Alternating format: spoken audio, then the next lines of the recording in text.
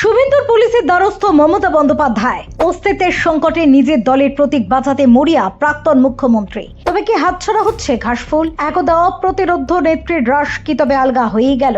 নিজের তৈরি দলেই কেন আজ পরবাসী তৃণমূল সুপ্রিমো? ঘাসফুল তাহলে কার?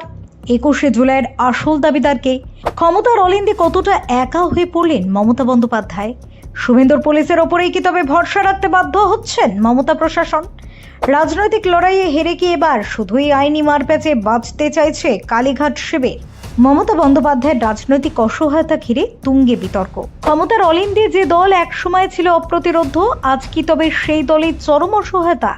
যে দল সুপ্রিমো মমতা বন্দ্যোপাধ্যায়ের এক ডাকে লক্ষ লক্ষ মানুষ রাজপথে নেমে আসতো, আজ সেই নিজের দলের নাম আর প্রতীক বাঁচাতে কিনা তাকেই দ্বারস্থ হতে হচ্ছে পুলিশের, তাও আবার চিরপ্রতিদ্বন্দ্বী শুভেন্দু অধিকারীর পুলিশের কাছেই। হ্যাঁ, অবিশ্বাস্য হলেও এটাই এখন বাংলার রাজনীতির কঠিন বাস্তব। শনিবার কালীঘাট তৃণমূলের তরফে সাংসদ দোলা সেন নিউ টাউন থানায় গিয়ে একটি লিখিত অভিযোগ দায়ের করেন। ভারতীয় ন্যায় সংহিতার 173 নম্বর ধারায় ব্যবস্থা নেওয়ার আর্জি জানানো হয়েছে। অভিযোগ, মমতা বন্দ্যোপাধ্যায়ের তৈরির সাথে তৃণমূল কংগ্রেস নাম এবং ঘাসফুল প্রতীক নাকি জালিয়াতি করে ব্যবহার করা হচ্ছে। কাদের বিরুদ্ধে এই অভিযোগ? নাম না নিলেও রাজনৈতিক মহলের বুঝতে বাকি নেই যে নিশানায় রয়েছেন ঋতব্রত বন্দ্যোপাধ্যায় ও তার শিবিরের বিদ্রোহী বিধায়ক নেতারা। পরিস্থিতি কতটা নিয়ন্ত্রণের বাইরে চলে গেছে তা স্পষ্ট শনিবারের একটি ঘটনায়। তপসিয়ার এক ব্যাংকুয়েটে কলকাতার বিদ্রোহী প্রাক্তন তৃণমূল কাউন্সিলরদের নিয়ে বৈঠকে বসেন ঋতব্রত। সেখানে হাজির ছিলেন কমপক্ষে 4 জন বিদ্রোহী বিধায়ক এবং প্রায় 50 জন প্রাক্তন কাউন্সিলর। ব্যাংকুয়েটের বাইরে বুক ফুলিয়ে বড় বড় অক্ষরে লেখা সর্বভারতীয় তৃণমূল কংগ্রেস।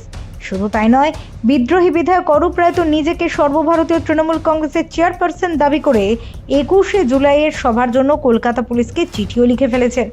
এমনকি যে প্যাডে তিনি চিঠিটি লিখেছেন তার উপরে লেখা আছে all India Trinamool Congress office 2031 Rajdanga main road GA 128 দ্বিতীয় তল কলকাতা 700107। এক কথায় মমতা বন্দ্যোপাধ্যায়ের পায়ের তলা থেকে জমি কেড়ে নেওয়ার এক মরিয়া চেষ্টা।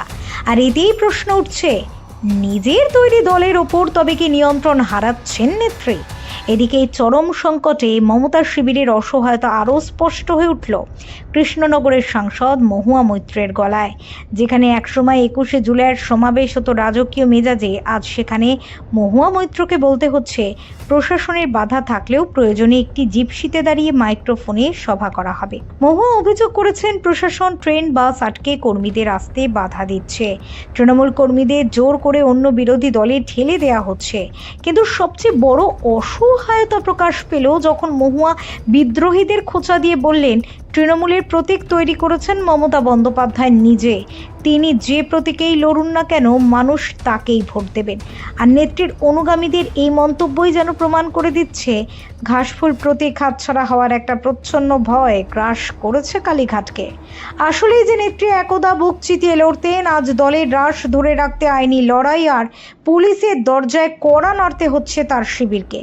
ভাঙনের এই ঝড়ে মমতা বন্দ্যোপাধ্যায় কি পারবেন নিজের রাজনৈতিক অস্তিত্ব আর প্রতীককে রক্ষা করতে, নাকি এই অসহায়তা আরো বড় কোনো পতনের ইঙ্গিত? উত্তর আপাতত সকলেরই অজানা। এক্ষেত্রে আপনার কি মনে হয়? মতামত জানাতে ভুলবেন না কমেন্ট বক্সে।